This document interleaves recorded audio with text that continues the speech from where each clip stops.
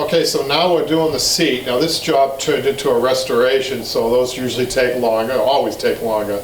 So the next step is to web the seat. Now what I did was, if you notice, I left a little bit of the green strapping that was on there. I cut it back. The reason I did that is use your common sense as you go along. I was starting to dig into the wood, the edge of the wood, and I didn't like that. So I'm going to keep it. I'm going to go over it. It'll be fine. But you don't have to take wood clean down. If it's risking the edges, don't do that. It's much more important to have the edge of the wood to work with on your upholstery. So let's get started on the webbing process on this. So if you've seen some of my other videos, we have done webbing, but only on a rectangular piece. This has a little curve on the back, so it's a little bit more. So you always start you always start out by measuring the webbing to see how many webbings you're going to take.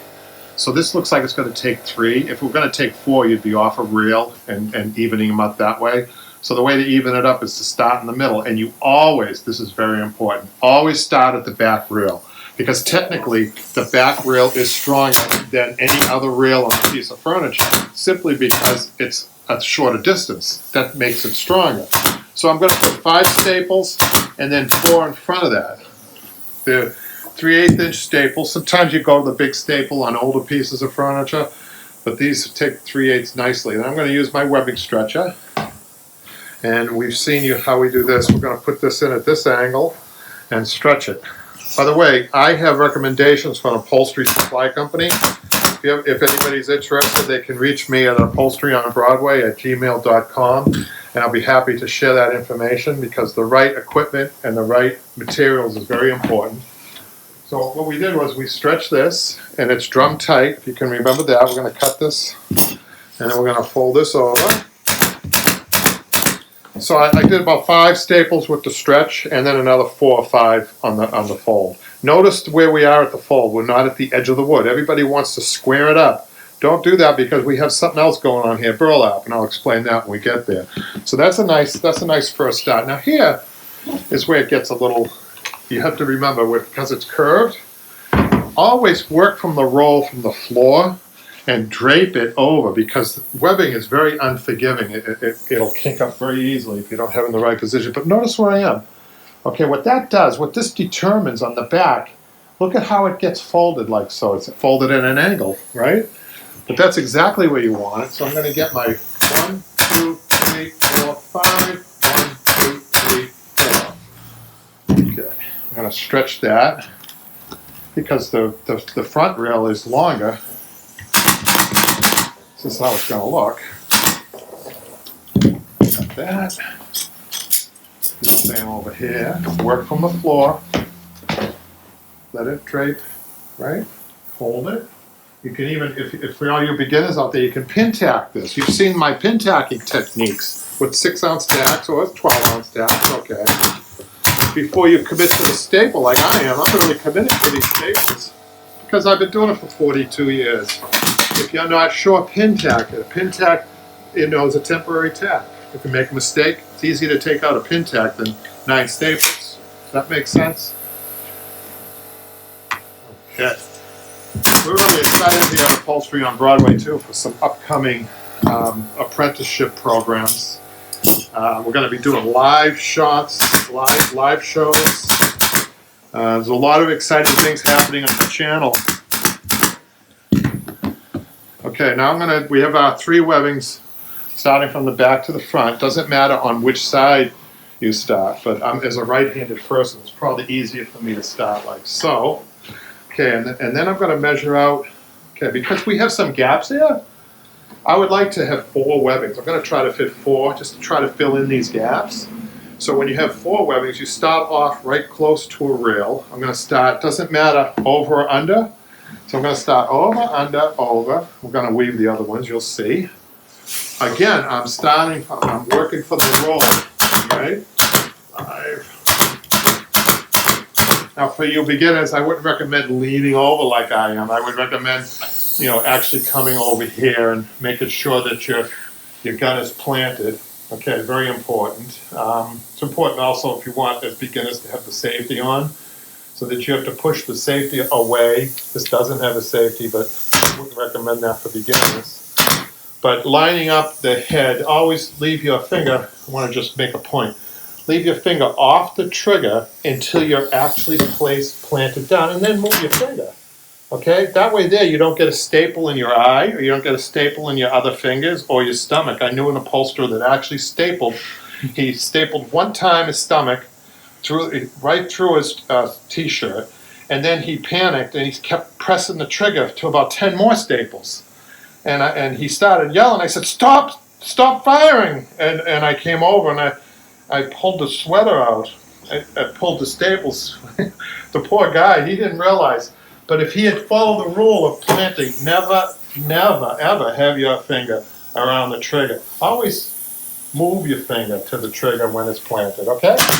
Okay, that's our safety, our big safety tip of the day. And I'm gonna stretch this, drum tight, 1, 2, 3, 4, 5, release the stretcher, cut it about 2 inches back, and then we're gonna 1, 2, 3, 4, 5. It's okay.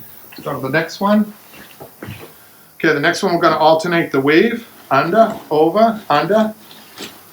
Again, you know, here's me as somebody that, but even when I'm doing it this way, I'm crossing over like this, making sure that my head of the gun is planted. Because you're talking about 90 pounds of pressure coming out. You hear the machine downstairs, you hear the compressor downstairs. That hurts when it enters your skin, trust me. I can honestly say in 42 years that I've been upholstering, knock on wood, I've never ever stapled myself because I followed that rule. Look at that. Right? Okay. Again, we alternate the weave. I'm hoping to get another one in there. I'm going to really go close here. And then I'm going to show you how to do that last one. Okay, we ran out of staples. Let's quickly do a staple. Now, even the way I load staples, just to show you, right? Sometimes it needs a little push. My hand, look where my hand is. I'm away from the trigger. Especially when you're loading staples, because you have the gun, a lot of people have the gun towards them, even towards their face.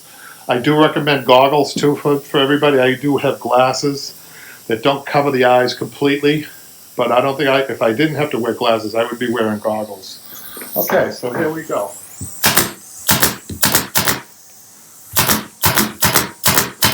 That one. Gotta stretch that.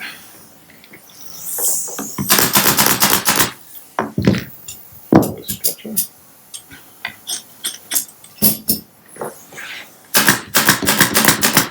Okay. And we're going to alternate this way.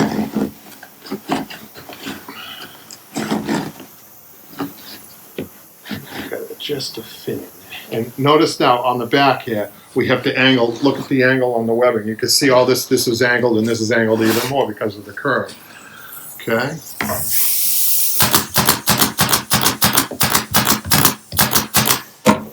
Stretch.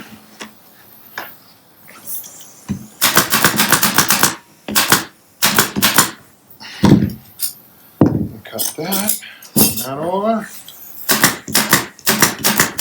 And we're ready for our next step, which is burlap. I wanted to make a point before we, don't be tempted to leave, to go right to the foam at this point. It's an easy temptation to make because you look at this, there's only this and this here a little bit, and back here to cover with the burlap. But the traditional methods have been proven for 200 years, and the traditional method would be overwebbing burlap, no matter what type of batting you put it on. Because I'll tell you what will happen over time. Over time, these little holes will come right up to the surface. So you need to cover those holes. So that's what we're going to do now with the burlap. So now burlap application. So this is also another specialized burlap for upholsterers. Synthetic burlap doesn't work. Sack burlap that they use for grain might work, but it's a looser weave. There really isn't anything but the professional supplies. And so we're going to start with, again, on the back with this burlap, and I'm going to start with it folded up. People are surprised at that. Why not fold down? Well, this is stronger this way. Fold up is stronger, right? So I'm going to get like 4, and notice how I'm not so close to the post yet. Okay, this is where we start. Okay, now I'm going to come to the front, and I'm going to stretch. Stretch only where you have staples in the back. Stretch, staple, staple, and stretch, staple. Okay, now what I'm going to do is I'm going to trim and cut my post out in the back. Now here's the thing about burlap, folks. It doesn't have to be perfect, although it's great practice. Great practice if this were fabric. Pretend it's fabric while you're doing this just to get used to your cutting. Okay, so I'm going to try to cut this like I would fabric. It's even good practice for me. So what I'm going to do is I'm going to cut that. I'm going to cut that straight in the middle to here, and then we're going to make like a V cut. You see that? So we're going to cut in the middle, and then about an inch away we're going to make a V cut. That's kind of, the only difference would be if your fabric, these cuts aren't as extended. So keep that in mind. It's not perfect, but it's not exactly like a fabric cut. Okay, so what we're going to do is we're going to tuck that in like this. I'm going to finish my staples to the back, because it's cut. I couldn't finish it. If you staple all the way to the post initially, you can't hold your fabric, your burlap back to cut. That's why I didn't do that. So I'm going to finish. Okay, and before I do anything else, I'm going to come to the front and stretch opposite that last tack in the back or staple. I'm going to stretch. Okay, now I'm ready to go to one side. So what I'm going to do is I'm going to fold. Actually, what we're going to do first is make this cut, right? I'm going to trim this. And one side you can fold over and staple. Okay, just like you started in the back. More staples are needed.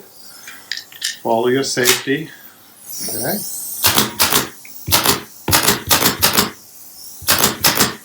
Okay, and I'm going to give this a final tug here, because we had stapled back there. Okay, now on this side's the important side of the two sides, because this is your stretch side. I want to show you that. Watch this. So this is an open side, right, or your stretch side. It's very important to stretch your burlap. You know, it's hand tight. Don't use your webbing stretcher. People want to use their webbing stretcher for this, but this is a hand tight. Okay, this is going to cover your holes nicely. I'm going to trim this a little bit. We're almost finished. I'm going to fold this over. Just finish stapling. We're going to pull that. We're going to staple this. This over. So there you go. There's the reconstruction of the end of the foam, anyhow, the seat.